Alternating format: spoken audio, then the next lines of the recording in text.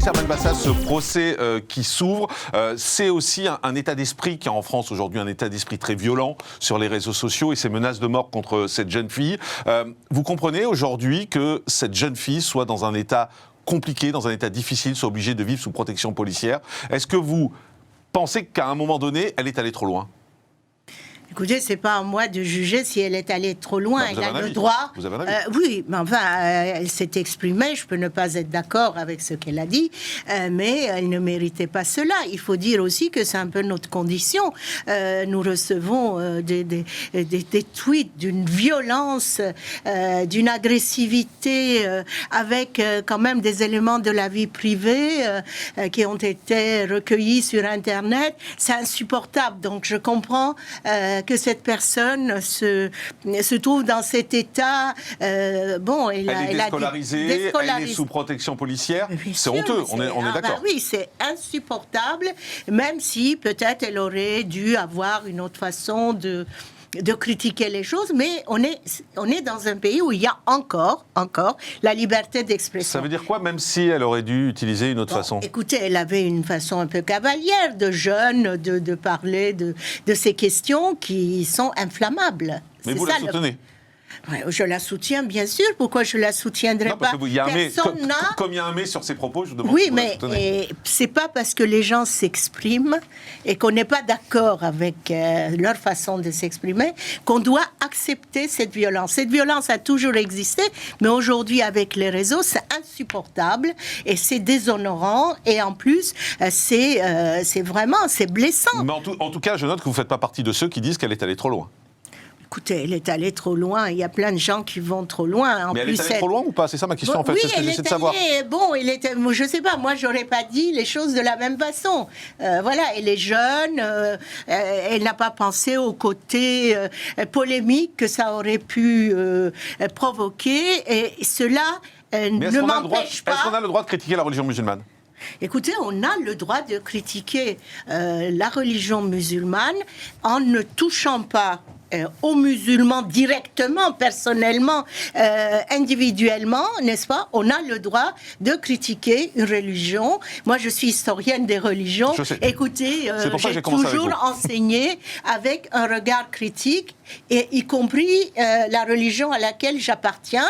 Donc, je ne vois pas de raison... Elle peut critiquer la religion sans toucher aux musulmans. C'est ça. Personnellement, ça veut dire, voilà... Aurélien Taché, votre regard là-dessus.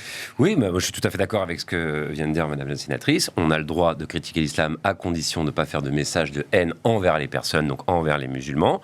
Je soutiens pleinement cette jeune fille parce que je ne suis pas du tout d'accord avec ce qu'elle a dit, mais moi je suis un vrai démocrate, je soutiens tous les gens, enfin la liberté d'expression et on peut dire ce qu'on veut.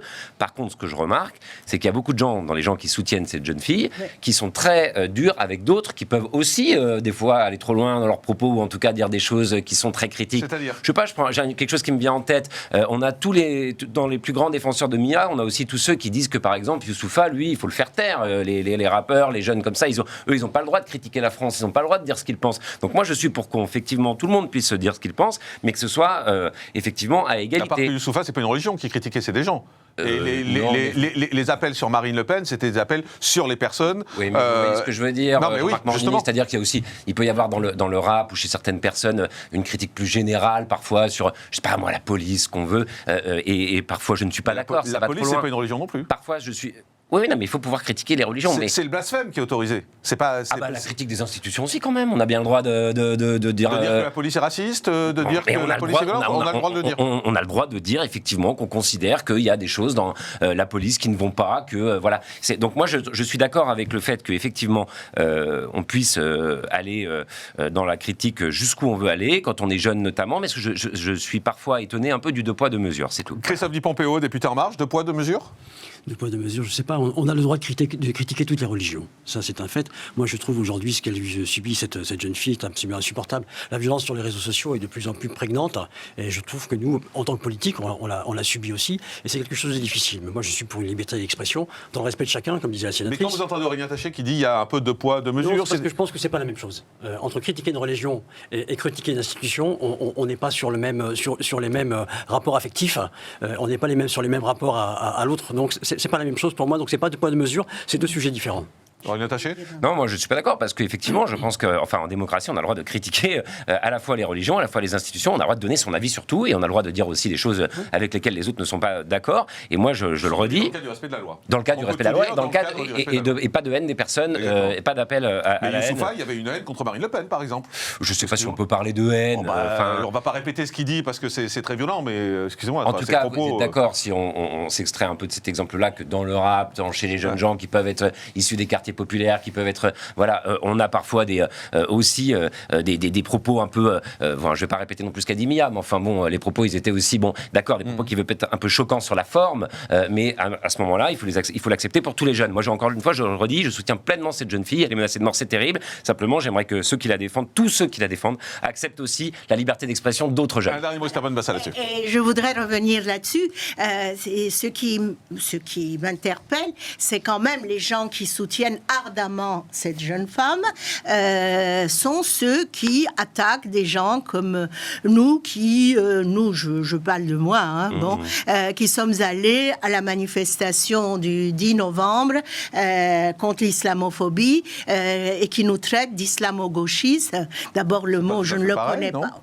Si, mais il y a des menaces de mort, en tout cas. Oui. Moi, je suis sûr que Madame la sénatrice en reçoit beaucoup. Parce que j'en reçois aussi. Les menaces de mort qui sont insupportables, on est tous d'accord, quelles qu'elles soient. Pas seulement. Des mots violents, vous étiez quand même dans cette manifestation avec des gens... On va dire, dont le CV est un peu compliqué. Le CV est compliqué. Moi, j'étais aussi avec des gens comme Clémentine Autain, comme Elsa Faucillon, plein de gens très bien. Moi, j'étais pas, mais il y avait plein de gens très bien. Quand on va à une manifestation... et d'autres beaucoup moins. C'est vrai. Monsieur Morandini, quand on va à une... Vous alliez.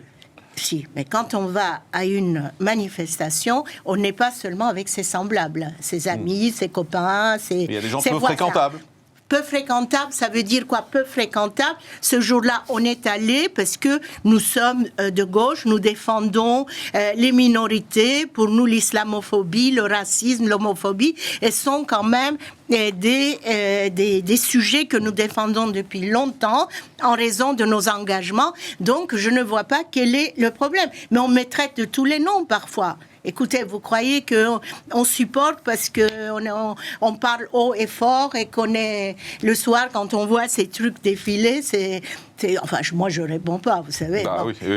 Et les regardez pas, c'est plus simple. Mais je sais pas si on peut faire un parallèle. Juste Christophe Di Pompeo, vous faites un parallèle avec la manifestation les mêmes qui défendent contre l'islamophobie. Je fais pas un parallèle, c'est pas le même exercice. C'est comme tout à l'heure, 2 poids 2 mesures. On n'est pas dans le même exercice. Vraiment, c'est pas la même chose, je trouve. Mais alors, on peut quand même dire. Non, je dis les mêmes qui la soutiennent. Sont ceux qui parfois vont jusqu'à la haine de ceux qui ne partagent pas les mêmes positions. Le problème, c'est que certains s'en servent comme étendard aujourd'hui. Pardon, monsieur ? Certains s'en servent comme étendard. Oui. Et c'est ça qui est gênant aujourd'hui. C'est le rapprochement entre les deux, alors que ces deux sujets, c'est vraiment un sujet spécifique, mais qui est courant aujourd'hui. La haine sur les réseaux sociaux, on la vit tous, et les débordements maintenant avec les partis, les positions prises de partisans sur les religions, on peut vite glisser dans le... Et l'art de la polémique qui est devenu en France actuellement un mode d'expression et de communication. Effectivement.